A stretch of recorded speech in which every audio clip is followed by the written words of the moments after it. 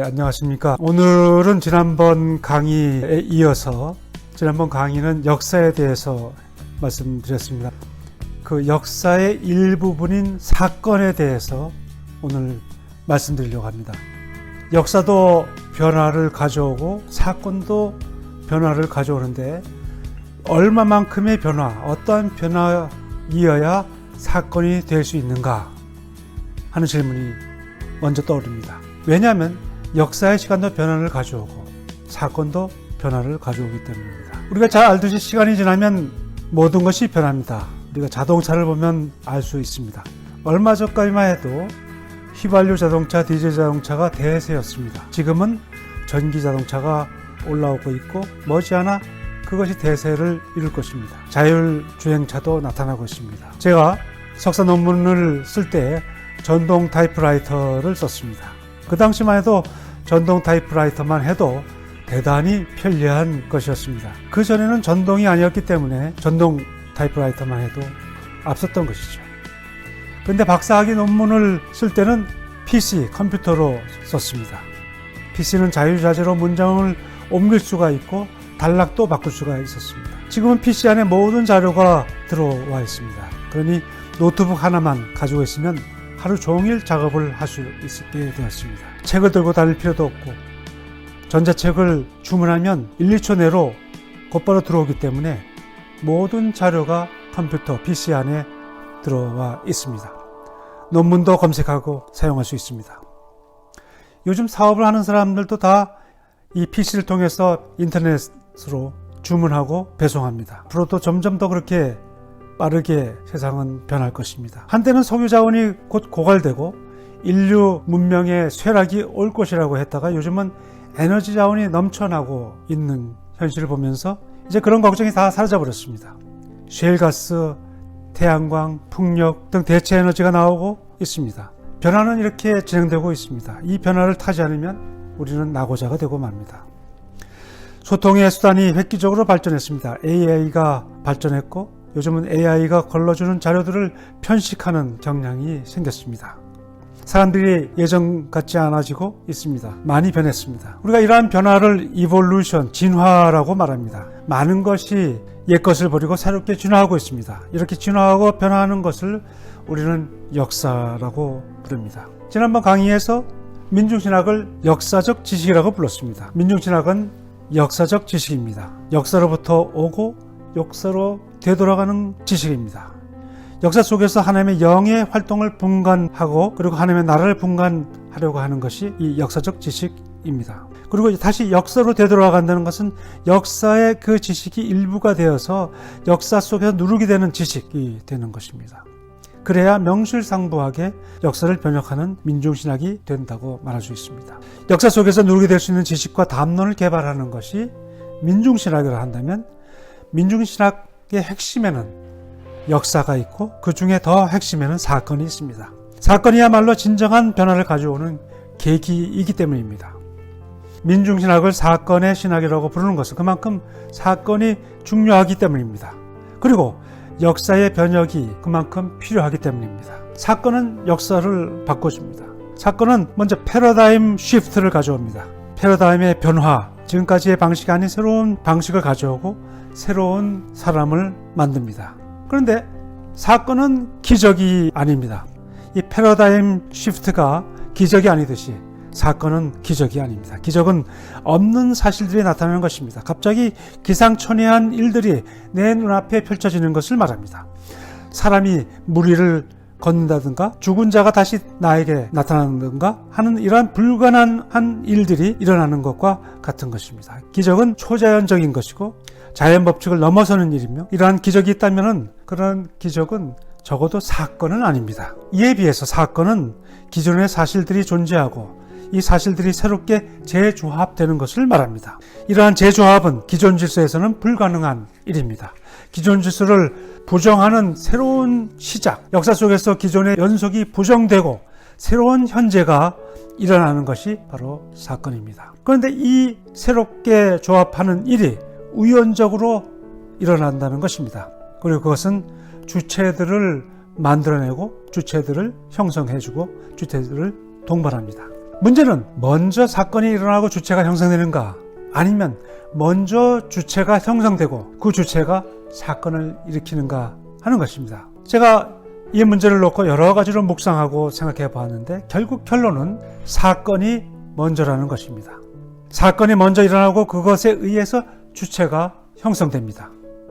제가 선교교육원의 경험이 사건인지 모르고 제가 다녔었습니다. 근데 그것이 결국 지금 와서 생각해 보니까 나를 새롭게 만들어준 사건이었던 것입니다. 우리 이 선교교육원, 지금 이 강의를 하고 있는 이 선교교육원, 가장 보잘것없는 학교였습니다. 당시에 무인가 학교였습니다. 제가 다녔던 서울의 유명한 대학교는 번듯한 대학이었고, 거기에 나오면 졸업장을 써먹을 수가 있고 또 더 공부해서 전문직으로 나갈 수가 있는, 사회적으로 발전할 수 있는 발판이 되는 그런 학교였습니다. 그런데 그 학교를 제가 못 다니게 되고 거리로 쫓겨나서 갈 곳이 없을 때 친구들이 이 선교교원에 모여서 공부를 하고 만난다는 소문을 듣고 제가 와서 자의반 타의반으로 등록한 이 학교, 정부로부터 인가가 없는 그야말로 학교라기보다는 학당 수준의 선교교육원을 제가 다니게 되었는데, 이 다니게 된 이 경험이 저에게 큰 사건이 될 줄은 그 당시에는 몰랐습니다. 저는 열심히 공부하지도 않았습니다. 여기에서 그때는 이 교육원이 저에게 그렇게 의미가 있는 곳인지, 그리고 사건이 될 것인지를 제가 몰랐습니다. 나중에 알게 된 것입니다. 그 경험이 저를 민중신학자로 만들어 놓았습니다. 그러니 먼저 선교교원의 경험이 있었고 그 후에 주체인 제가 창조되고 만들어진 것입니다. 제가 하나의 주체가 되어 민중신학을 추진하는 그러한 주체가 된 후에 다시 40여 년 전에 선교교육원의 일들을 되돌아보게 될 때 모든 것 하나하나가 다 저에게 의미가 있는 것으로 다가오게 됩니다. 만약에 제가 사건의 주체가 되지 않았더라면 선교교육원의 일들의 모든 파편들은 공중으로 산화되어 기억으로부터 멀어져 사라져 버릴 것입니다. 그러나 이제 주체로서 되돌아보면 모든 것이 이 교육원에서 공부했던 3, 4년간의 모든 일들이 귀중하고 모든 경험들이 다 저에게 사건으로 다가옵니다. 오래전 동학농민혁명의 경우를 보겠습니다. 전봉준이 있어서 동학농민혁명이 일어난 것이라기보다는 동학농민혁명이라는 것이 이러한 사건이 먼저 생기고 그 사건에 의해서 전봉준이라는 역사적 주체가 형성된 것이라고 말할 수 있겠습니다.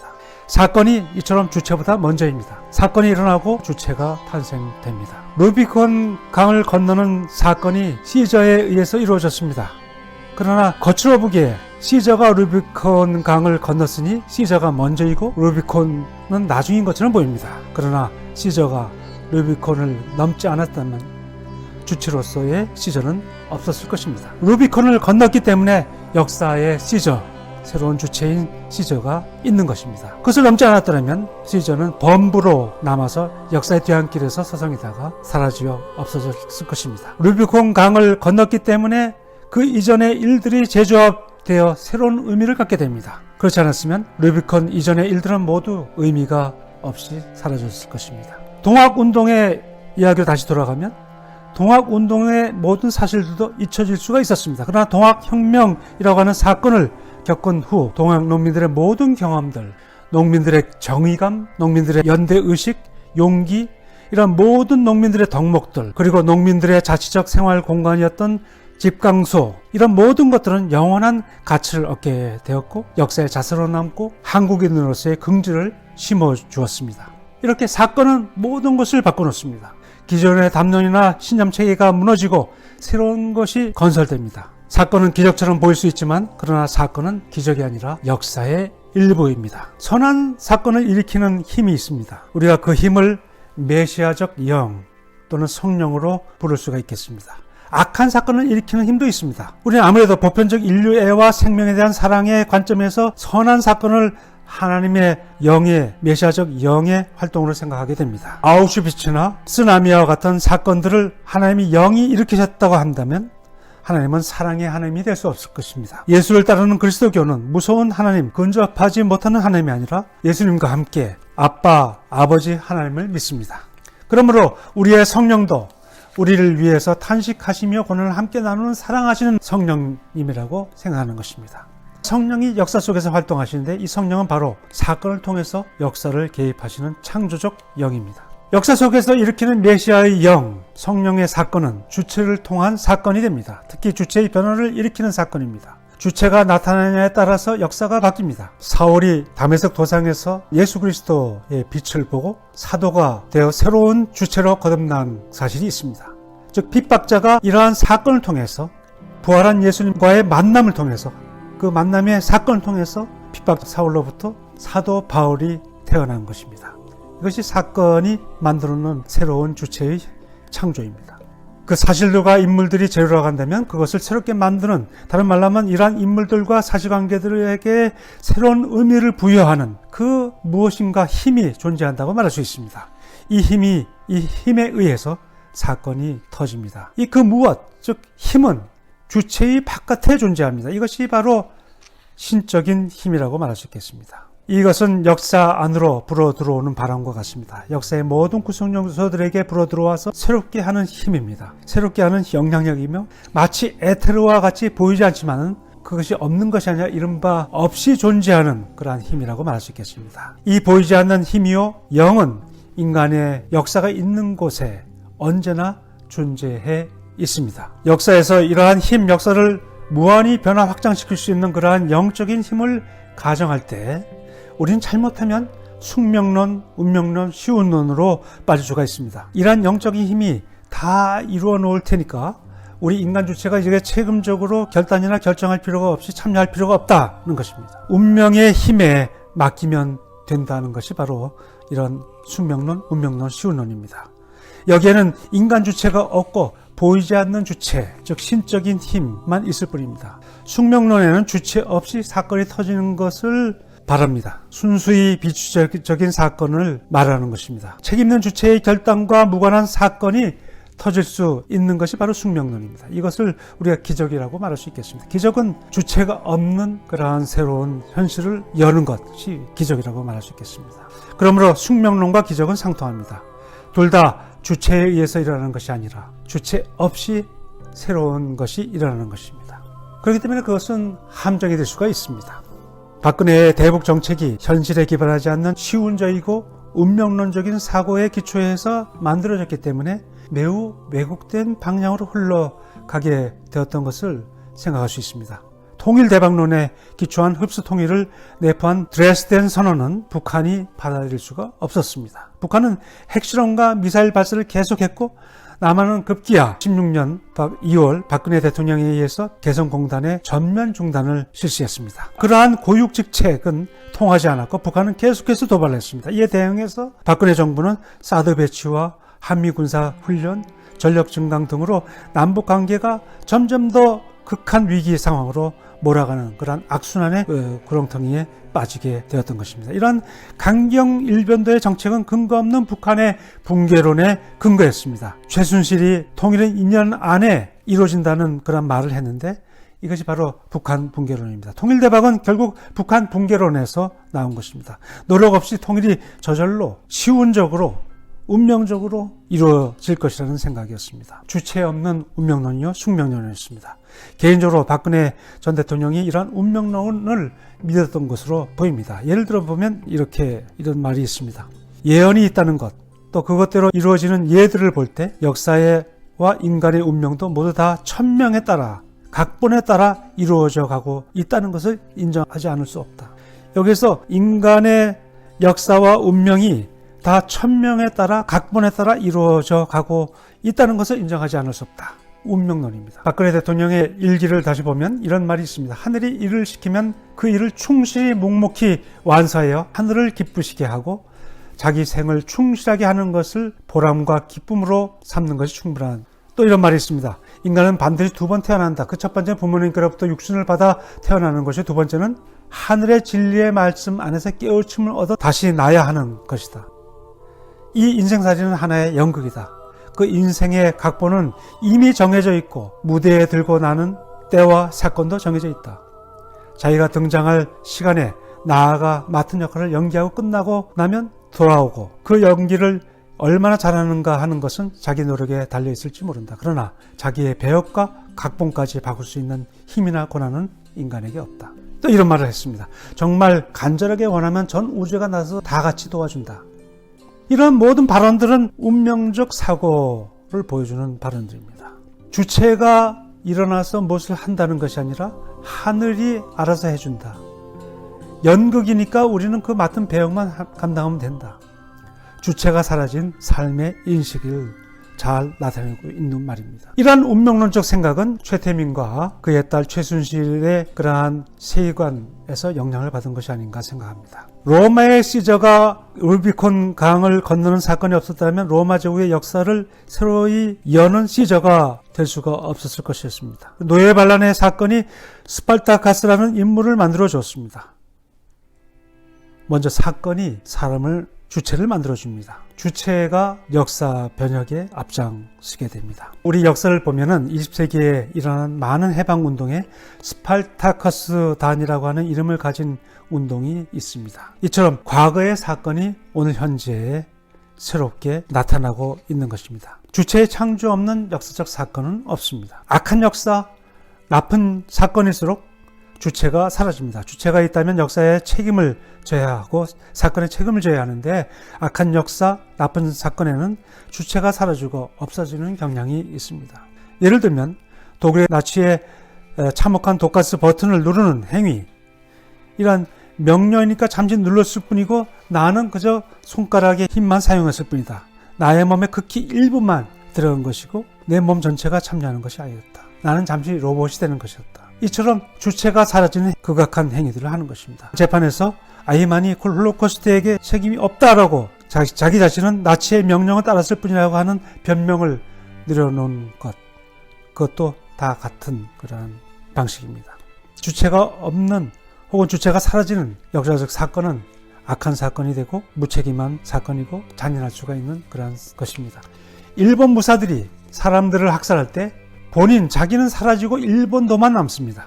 일본 무사가 칼을 휘두를 때 참수하는 것이 칼이 참수하는 것이지 인간 존재가 참수하는 것이 아닙니다. 스스로는 없는 존재로 나타납니다. 선수행에서 오는 자기의 사라짐, 무아, 자아의 없음을 가져오는 그러한 선수행의 극단적인 잘못된 모습이라고 말할 수 있습니다. 오늘날 주어가 없는 문장이 많아지고 있습니다. 유체 이탈 화법이라는 것이 있습니다. 불특정 다수가 주어가 되는 경우도 많습니다. 주체가 그 다수 뒤에 숨어버립니다. 주체가 사라지면서 역사는 과거의 암묵적 흐름을 반복하거나 아주 잘못된 역사를 만들 수가 있습니다. 주어가 사라진 사회에서는 대세의 흐름을 인정하는 보수적 주체만 남게 됩니다. 그러나 역사에서의 사건은 진실된 주체를 만들어 놓습니다. 사건은 주체를 창조하는 속성을 가지고 있습니다. 세월호 사건이 전형적인 사건에 의한 주체의 등장의 사건입니다. 그들이 촛불혁명을 이끈 역사의 주체가 된 것은 희생자들의 가족들이, 이들은 그 전에는 보통 사람이었습니다. 이전에는 그 역사에 순응하며 살았던 일반인들이었습니다. 그러나 이들이 역사 변혁의 전면으로 이 사건을 경험하면서 나서게 된 것입니다. 이런 어쩌면 우연이랄 수밖에 없는 세월호 사건으로 인해서 역사 사건에 몸담게 됨으로써 주체로 거듭나게 된 것입니다. 이러한 역사적 사건은, 세월호 사건은 정말 우연한 동기로 일어난 것입니다. 이 사건이 일어나기 전에는 생각할 수 없었던 이러한 주체됨이 이 사건을 통해서 일어난 것입니다. 그들은 세월호 사건 속에 담겨진 역사적 진리에 진실하였던 사건의 주체들이 되었던 것입니다. 박형규 목사님의 경우도 마찬가지입니다. 민주화운동의 대부였던 고 박형규 목사님은 그 회고록을 보면은 4.19가 일어났을 때 바울이 다메섹의 경험처럼 삶의 방향이 뒤바뀌는 그런 경험을 했다고 고백합니다. 목사로서 신도들의 결혼식 주례를 마치고 거리로 나오는데 젊은 학생들이 피 흘리며 독재 타도와 민주주의를 외치는 모습을 보게 됩니다. 그는 자기가 지금까지 역사를 외면하고 안일하게 살아왔음을 회개했습니다. 그 이후 역사에 참여하게 되는데 1973년 4월 남산 부활절 연합예배 사건을 일으킵니다. 준비한 데모가 실패로 끝났습니다. 그럼에도 불구하고 박 목사와 동료들이 구속됩니다. 이러한 구속되는 일에 의해서 유신 반대 운동이 들불처럼 일어나기 시작했습니다. 박 목사는 바로 이것이 하나님의 사건이라고 규정했습니다. 하나님은 인간이 준비한 것 이상으로 사건을 만들어서 이 실패한 사건을 들어서 하나님의 사건을 만들어서 크게 사용하셨다고 그렇게 고백하고 있습니다. 이처럼 사건은 전혀 예상치 못한 방식으로 일어납니다.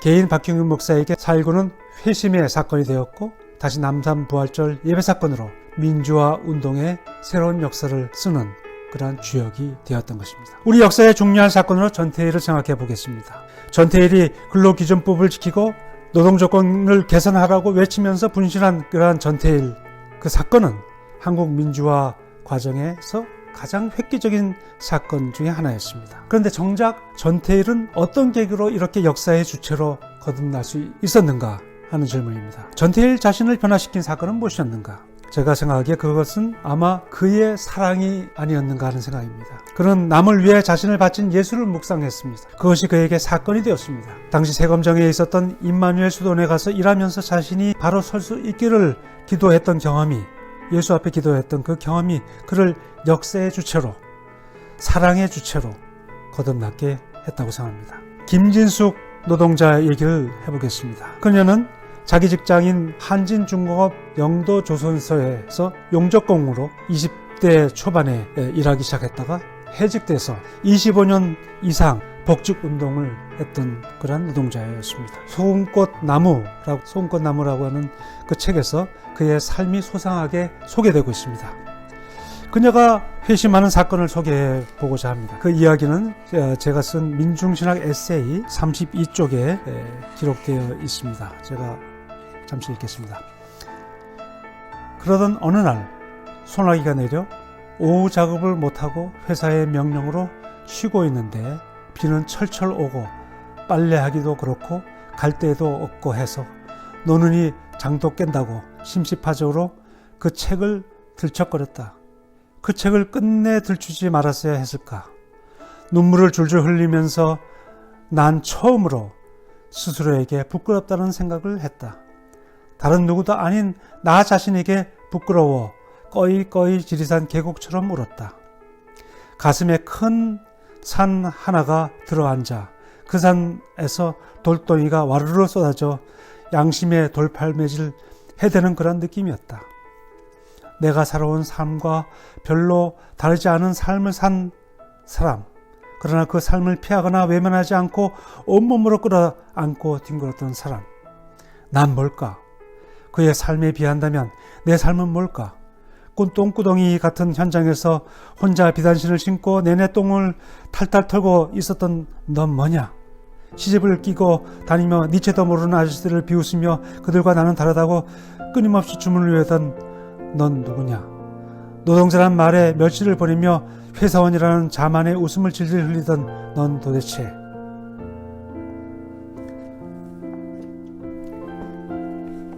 이런 말입니다. 김진숙 그녀는 전태일 평전을 읽은 것입니다. 야학 선생이 주어서 그냥 던져놓았던 그 책을 쉬는 날 우연히 펼쳐 보았다가 인생이 바뀐 것입니다. 그리고 노동운동에 뛰어들었고 해고되었습니다. 그리고 지난 20여 년 동안 복직운동에 뛰어드는 삶이에요. 이제 은퇴할 나이인데도 아직도 복직이 되지 못했습니다. 다른 얘기 더 하겠습니다. 70, 80년대 엄혹한 시절에 노동운동하다가 감옥에 들어간 노동자 이봉우 얘기를 한번 보면 그녀의 삶에서도 작은 사건이 있었습니다. 이 사람의 내면의 싸움이 치열했음을 우리가 알 수 있습니다. 그 중에서 가장 인상적인 것은 어머니와 자신과의 싸움이었습니다. 이봉우는 노동운동을 말리는 어머니의 생각을 넘어서서 노동운동이라고 하는 바다에 뛰어듭니다. 어머니는 딸이 노동운동에 들어가면 인생을 망친다, 이생망한다는 생각에서 딸을 막습니다. 어머니는 50년대의 과거에 여맹이라고 하는 사회주의 운동에 참여해 본 경험이 있어서 진보적 노동운동에 참여하다 보면 인생이 망할 것이라는 것을 생각하고 나가선 것입니다. 그러나 이봉우는 이것을 극복해 나갑니다. 아마도 이러한 어머니와의 내적인 싸움을 극복한 것이 이봉우는 주체로 변화하는 그러한 사건이 되었다고 생각합니다. 이봉우는 이렇게 말합니다. 부모에 대해 효도하는 게 무언가? 단지 부모가 원하는 삶을 사는 게 과연 효도인가? 그건 아닌 것 같다. 자식이 올바르게 세상을 살아나가는 것이 부모에 대한 진정한 효도가 아닌가? 그렇다면 내가 그동안 해왔던 노동운동을 열심히 해서 이 사회가 조금이라도 변화하고 나아지고 내 생각과 일치해 되게 하는 게 부모에 대한 효도가 아닌가. 그래서 부모님의 만류를 뿌리치고 서울에 올라왔다. 어머니의 부탁이나 원망을 뿌리치고 올라왔으니 더욱 열심히 살아야 되겠다는 결심을 했습니다. 이것이 이 부모에게는 큰 힘이 되었다고 고백합니다. 이것이 그 후 현장에서 계속 쫓겨나고 계속 힘들어도 버틸 수 있는 힘이 되었다고 합니다. 사람들마다 삶의 사건이 있습니다. 저에게도 그런 것이 있었습니다. 그런 사건은 우연히 옵니다. 저에게 그러한 사건은 제가 민초학년이라고 하는 유신 반대 학생운동 사건으로 감옥에 들어갔던 것이나 또는 그 이후에 YWCA 위장결혼 사건으로 감옥에 들어갔던 그러한 것은 사건이긴 했지만은 그러나 저에게 있어서 저의 삶을 바꿔놓는 진정한 사건은 아니었습니다. 그리고 문동환 박사님 덕분에 절망의 시기에 미국으로 건너가서 유학을 한 그것도 조그마한 사건입니다만은 제 삶을 결정적으로 바꿔놓는 그런 사건은 아니었습니다. 제가 가만히 생각해 봤더니 저에게 이런 일이 있었습니다. 나에게 지속적으로 영향을 줘서 오늘의 나를 만들어 놓았던 그 일이 무엇이었을까 그런 생각할 때 그것은 바로 이 자리 선교교육원에서의 공부할 수 있었던 그런 경험이 아니었는가 하는 생각이었습니다. 민중신학을 이 자리에서 접했습니다. 이것이 나의 삶을 바꿔 놓은 것 같습니다. 왜 제가 민중이라고 하는 화두에 지금까지 천착하고 있을까? 왜 그것이 나의 삶 전체를 이렇게 그 방향으로 향하게 만들어줬을까? 저는 그 당시에는 그걸 잘 몰랐는데 기장 선교교육원이 바로 나에게 있어서는 획기적인 사건이 되어온 것으로 깨달았습니다. 사실 이런 깨달음은 최근에 와서 분명히 깨달아진 것입니다. 제가 기장 선교교육원을 다닐 때 그리고 그 이후 지금까지 사실 그런 것을 잘 몰랐습니다. 산안동 안병무 문동환 선생님, 문익환 선생님 그리고 많은 선생님들을 만남의 인연이 결국 나를 이렇게 만들어 버렸다는 그러한 것을 최근에 스스로 확인하게 되었습니다. 그 전까지는 이것을 확신하지 못했던 것입니다. 이처럼 사건은 나도 모르게 나에게 이미 일어났던 것입니다. 저를 기장 선교교육원이라고 하는 이곳에 데려온 분은 내가 아니라 그 주체는 내가 아니라 사건을 일으키는 어떤 힘이었습니다. 그것이 바로 메시아의 영이 아니었는가 하는 생각을 하게 됩니다. 메시아의 영, 성령의 바람은 어디로 불지 모릅니다. 그만큼 우리의 역사는, 우리의 삶은 가변적이고 우리의 개인사도 마찬가지입니다. 성령이 부는 방향으로 사건이 일어나기 때문입니다. 이런 사건이 있는 역사는 인간관계를 넘어서는 새로운 것을 전개하게 합니다. 특히 주체의 충실함에 의해서 역사는 살집니다. 역사적 신앙이란 진리의 충실함을 말합니다. 새로운 현재의 충실함으로 과거에 대한 기억이나 기록마저도 새롭게 변화됩니다. 과거의 변화를 불러옵니다. 역사적 신앙은 과거의 삶을 새롭게 깨닫습니다. 해석합니다. 과거를 새롭게 이해하고 과거를 재구성함으로써 현재의 역사적 해방과 혁명에 동참하게 만듭니다. 역사를 간과하는 신앙이나 학문은 역사에 기초하지 않은 비역사적이 된 것이고 허황스러운 운명론이나 우주론이나 관념론으로 빠질 수가 있게 됩니다. 민중신학이 역사적 지식이라는 것을 아무리 강조해도 저는 지나치지 않다고 생각합니다. 역사적 지식은 결코 추상적이거나 관념론으로 빠질 수가 없을 것입니다. 사건은 일반적인 역사와 달리 역사의 질적인 변화를 가져옵니다. 그것은 다른 말로 말하면 지금 우리가 가졌던 담론이 무너지고 깨지는 순간입니다. 우리가 가졌던 상징계가 깨지는 순간이 바로 사건입니다.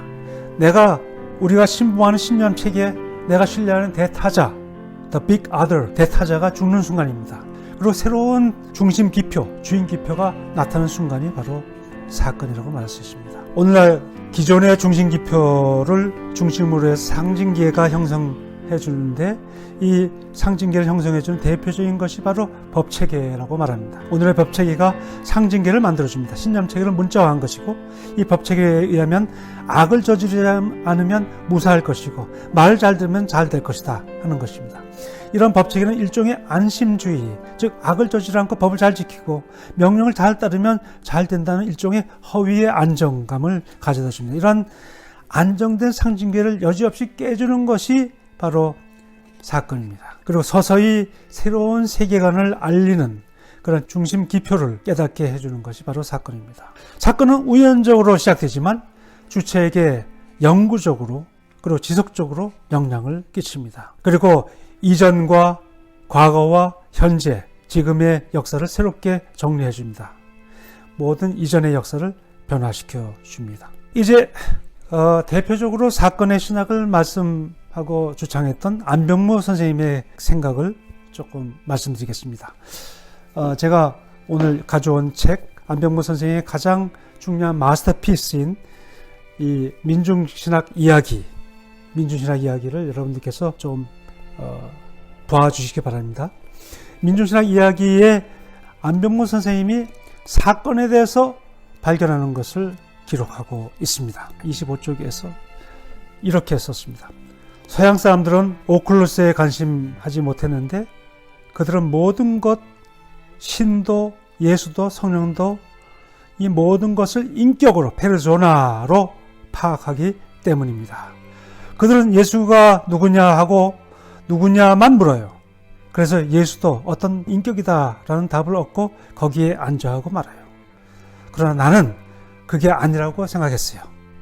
예수는 하나의 사건이다. 하나님도 사건이다.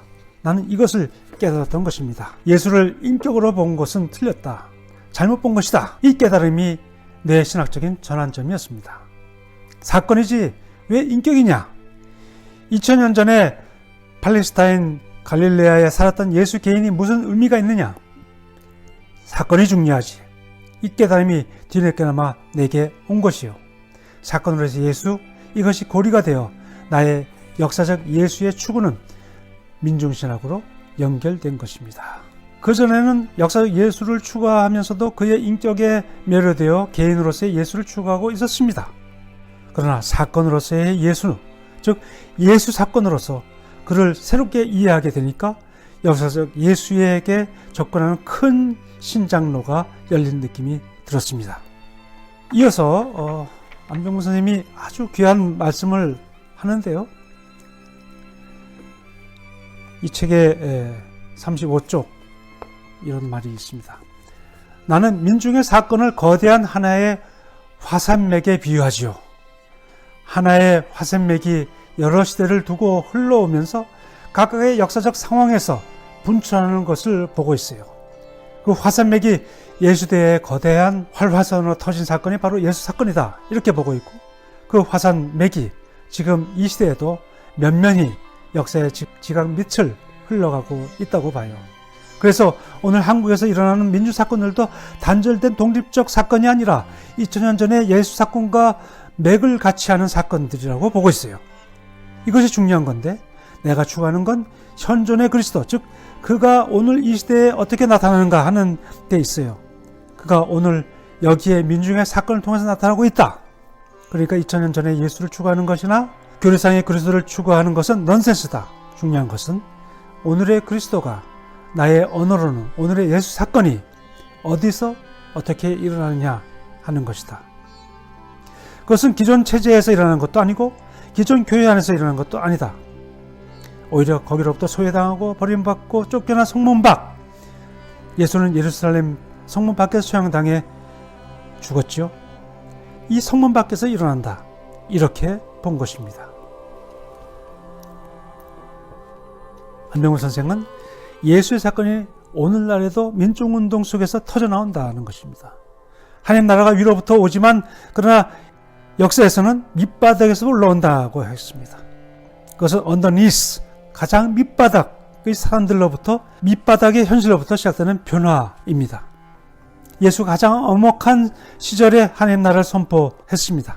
세례 요한이 로마 제국과 유대 관원에 의해서 죽은 이후에 전국은 더욱더 엄혹했습니다. 그러나 이러한 상황에서 예수님은 하나님 나라를 선포했던 것입니다. 그런 면에서 사건의 신학이 중요합니다. 그러나 사건의 신학은 결국 역사의 신학으로 발전돼야 합니다. 사건이 너무 강조되다 보면 역사를 잊을 때가 있습니다. 그런 면에서 우리가 사건과 역사는 함께 진행되어야 된다고 생각하고, 사건을 통해서 역사가 새롭게 변화됩니다. 그리스도교의 대표적인 핵심 사건은 예수의 하나님 나라 운동 사건이었고, 그리고 다시 부활 사건이었습니다. 하나님 나라와 부활 사건은 사실은 동전의 양면이라고 해도 좋을 것입니다.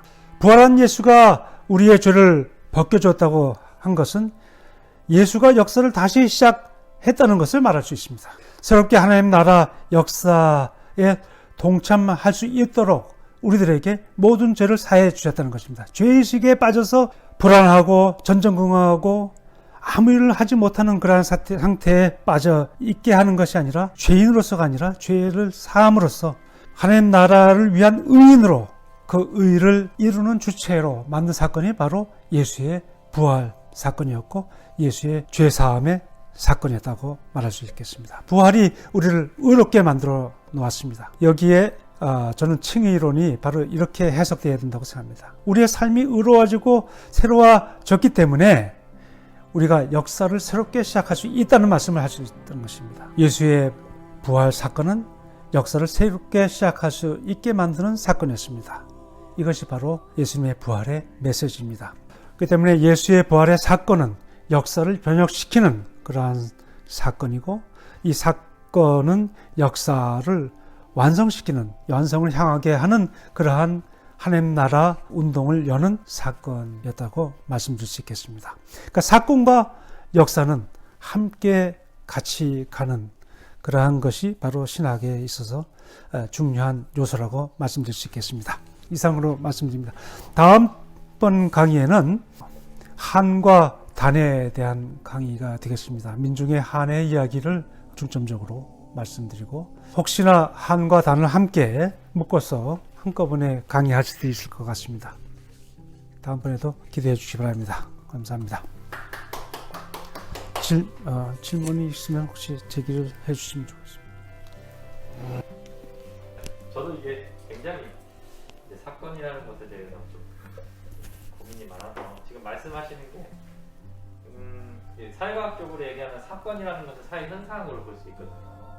그래서 이제 밖에 드러난 객관적인 사건, 그래서 그 사건이 일어나는 인과관계와 메커니즘을 밝히는 게 이제 사회과학으로의 과학적인 어떤 그 증명 방법인데, 이 민중신학에서 얘기하는 사건은 그 객관적인 사건이라기보다는 굉장히 주관적인 사건, 그러니까 어떤 밖에 외부의 사건이 생겨났으면 그것을 받아들여서 인식해서 그것이 내 안에서 사건화되는 그런 사건 같거든요. 제가 이런 식으로 해석해도 되는 거예요. 그렇게 해석할 수가 있습니다. 충분히. 사실 저도 이 부분에 대해서는 고민스럽고 아직 성찰이 완성되지 않았고, 동시에 이것은 신학자이기 때문에 그렇게 얘기할 수도 있겠다, 이런 그 자기 변호를 좀 하고 있는데요. 주관적인 사건에 대한 해석, 물론 안병무 선생님이 예수의 사건이다, 민중운동의 사건이, 해방운동의 사건이 바로 예수의 사건으로 다시 활화산이 터진 것이다, 이렇게 말하는 것도 일종의 의미론적인 측면이 있습니다. 그렇지만 그것이 가현론적인 그런 그 의미만 있고 현실과는 무관한 그런 것은 아니라고 생각이 듭니다. 이게 관념론이 잘못하면 될 수가 있고, 안병무 선생의 생각도 관념론으로 우리가 폄하할 수도 있고, 그리고 제 생각도 마찬가지입니다. 제가 메시아 영이 사건을 일으킨다, 사건 속에 그 무엇이 있다. 근데 사건을 기계적인 그런 조합, 어떤 요소들, 사건을 구성하는 사실들이랄까, 인물들, 사실들, 이런 것들이 구성 요소들인데, 그것의 도합이 사건이냐, 그렇지 않으면 그 도합 플러스 거기에 알파가 있어가지고 그 알파가 에테르식으로 보이지 않는 그 무엇, 알랑 바디오 같은 경우는 그거를 이제 공집합이라고 얘기하는데, 보이드, 맞으면 빈 공간이지만 사실은 뭔가 채워져 있는 거, 보이지 않는 에테르와 같은 거, 그러한 것이 사건 속에서 분명히 역동적으로 작동할 수 있다.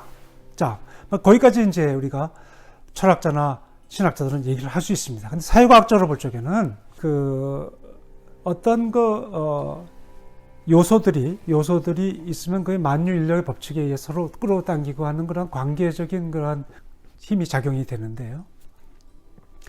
그렇지 않으면 물리학에서도 그런 것, 새로운 것이 나타나는 그런 퀀텀 피직스 같은 경우 이런 것들이 이제 그런 것을 많이 밝히기도 했는데, 우리가 이제 그 사건 안에 여러 가지 구성 요소들만을 가지고 사건을 다 설명할 수 있을까 하는 겁니다. 근데 제가 성찰을 해보니까요, 사건을 경험하고 나니까 그 사건에 충실한 어떤 주체들이 형성되더라는 거예요. 그게 이제 아까 노동자들 얘기도 했고 전태일 얘기도 했고, 뭔가 그 사건에 참여하면서 사람들이 바뀌더라. 그러면 사람들이 바뀐 그것은 무엇에 의해서 바뀌었는가 하는 거예요. 우선 물론 그 사람 안에 있는 양심이 움직였겠죠. 그렇지만 그 객관적인 사건 속에서 무엇인가, 에테르와 같은 어떤 그 무엇과 교감이 있었지 않았는가 하는 생각이 드는 거예요. 그것을 우리가는 메시아 영이라고 표현했습니다. 여기서 철학에서도 수학에서도 우리 공집합을 얘기를 하지만은 뭔가 없는 것이 항상 모든 것이 다 있다. 그러니까 nothing, 무라는 것이 무가 아니라는 것이죠. 없어 보이지만 그러나 있는 것, 없이 있음 하는 것. 그런 그 개념들이 우리 역사 속에 나타난다는 것, 특히 사건 속에 나타나는 것, 사람이 변화된다는 것을 볼 적에 그렇다는 겁니다. 자, 그러면 동학 농민운동, 혁명운동을 볼 적에 누가 먼저냐? 전봉준, 녹두장군 전봉준이 동학운동을 일으켰냐? 동학 농민혁명 전쟁이 전봉준을 만들었냐? 순서가 뭐냐가의 질문에서 역시 사건이 먼저다. 동학 농민혁명이 일어났고 거의 순간적이지만 그러나 약간 뒤처진 상태에서 주체가 형성됩니다. 전봉준, 김계남 이런 그 운동 앞장선 지도자들은, 해월 선생 이런 사람들이 역사의 주체로 등장하는 거죠. 그것을 우리가 부인할 수 없는 것이다. 나는 그것이 황당무계한 그러한 것을 설정하는, 가설적으로 설정하고 관념론적으로 설정하는 것이다 라고 말하기는 좀 쉽지 않다. 그런 생각을 하기 때문에 제가 제목을 오늘 잡은 것이 사건 안에 계신 메시아의 영이라고 했는데, 이것은 신학자가 할 수 있는 말이지만, 그러나 우리가 사회운동역학적으로 봤을 적에도 굳이 황당한 소리는 아니다라는 말씀을 제가 드리고 싶습니다. 좋은 질문입니다. 한 가지만 더 말씀 여쭤보고 싶은 건요. 사건이 굉장히 사건과 우연성은 항상 같이 가는 것 같은데, 이제 어떤 기본적인 신앙에 입각해서 이러한 사건들은 우리가 그 하나님 어떤 계획하심에 의해서 발생하는 것이라고 이해하고 설명할 수 있을 것 같은데, 민주주의 신학의 입장에서 이 사건과 우연성을 어떤 식으로 이제 좀 설명할 수 있을까요? 사건은 상당히 우연적인 현상처럼 보여요. 예를 들면 김진숙의 경우를 봐도 그 비가 오니까 조선소에서 너는 나지 말고 집에 쉬어라. 그러니까 집에서 쉬다가 빨래도 하기 귀찮고 하니까 이제 이따가 그냥 저기 있는 책 하나를 이렇게 뜨는데 이게 세상이 바뀐 거 아니에요. 전태일 평전을 읽고 사람이 바뀌게 돼버린 거예요. 그 상당히 우연적인 데가 있습니다. 그럼 루비콘 강을 넘는 거, 시저가 그 우연이냐? 꼭 그렇지도 않아요. 그거는 루비콘 강을 건너려고 생각하고 갔던 겁니다. 하지만 사태를 파악했을 적에 뒤로 물러갈 수도 있었고요. 이 때문에 꼭 사건이 우연적이라고만 말할 수는 없고요. 사건은 어떤 면에서 과거의 축적이 발현되는 것이다라고도 말할 수 있겠습니다. 그렇기 때문에 유물론적으로도 설명할 수가 있습니다. 그러한 상황이 무르익게 되었다. 그런 사건이 터질 수가 있다. 그러니까 예를 들면 김진숙 경우도 그 우연처럼 보이지만 그러나 그 전에 김진숙이가 양심이 있던 사람이고 그리고 그가 노동을 하면서 겪었던 그러한 모든 서름 이런 것들이 있었단 말이지. 그 마음속에 여러 가지 갈등이 있었단 말이지. 그것이 촉발되는 거예요. 책을 보면서. 그래서 사건이 터졌는데 역시 그러니까 완전 우연이라고 말하기는 어렵지 않는가. 제가 이 선교교육원의 경험을 나한테는 사건이다라고 여기서 고백을 했습니다만은 그것도 우연스럽게 물론 오긴 했지만 그러나 완전 우연이라고 말할 수는 없습니다. 저도 친구들이 여기 있었고 그리고 크리스찬이고 그러니까 와서 신학을 하는 것도 이렇게 나쁘진 않다. 그런 마음이 있었을 겁니다. 그것이 이제 와서 이렇게 모든 게 합쳐가지고 그러니까 완전 우연이다라고 말하는 것은 좀 극단적인 표현이다라고 생각해요. 그건 알랑 바디오 같은 사람이 그렇게 얘기했는데 저는 그것은 역사적 사고는 아니라고 생각합니다. 현실과 비교해 봤을 때 그건 잘 맞지가 않았습니다. 그러나 순서가 어떻게 되느냐, 사건이 먼저냐, 주체가 먼저냐. 주체가 데카르트 같은 경우는 주체가 먼저 형성돼야 사태를 파악을 할 수 있었던 거 아니죠. 예, 그렇죠. 주체가 먼저예요. 항상 데카르트 같은 경우. 그러나 우리가 이런 운동의 경험, 역사의 경험을 볼 적에는 역시 먼저 사건이 먼저고 그 다음에 주체가 특히 역사적 신앙을 가진 그러한 역사의 진리, 역사의 진실에 충실한 그러한 진실한 주체는 역시 그 사건의 여파로 만들어지는 것이 아닌가, 창조되는 것이 아닌가. 따라서 그 사건 속에 있는 어떤 힘이 있을 것이다. 그것이 바로 창조의 영이다. 이렇게 생각을 합니다. 창조의 영이요, 새로운 역사를 여는 메시아의 영이다. 그렇게 생각합니다. 저는 요 얘기를 이렇게 이해할 수 있을까 한번 여쭤보고 싶은데요. 그러니까 사건이 우연적이다라는 것이 아까 말씀하셨듯이 정말 어떤 일이 일어나는 데 있어서 우연적으로 그냥 막 생기는 것이 아니고 사건은 어떤 그 객관적인 사건으로서 발생하는 데 인과관계가 있고 원인이 있는 것. 반면에 이제 여기서 말하는 사건이 우연적이다라는 것은 이 사건이 나에게 의미가 있고 나에게 있어서 어떤 그 주관적인 사건으로서 그 내 주체를 변화시킬 수 있는 사건으로서 되는 과정이 우연적이다라고 이렇게 이해하면서 그 우연성 안에 메시아의 영이 이제 그 객관적 사건 안에서 주관적 사건으로 들어오는 우연적인 그 과정 안에서 메시아의 영이 작용하고 있다라고 이렇게 설명을 해도 될까요? 상당히 좋은 설명 같은데. 이 부분은 우리가 입증하기가 참 어려운 과정 프로세스이기 때문에 가장 이해가 닿는, 의미가 되는 그러한 설명을 채택을 해야 되는데 상당히 나는 좋은 설명을 좀 더 고민해 보겠습니다. 예, 감사합니다. 네.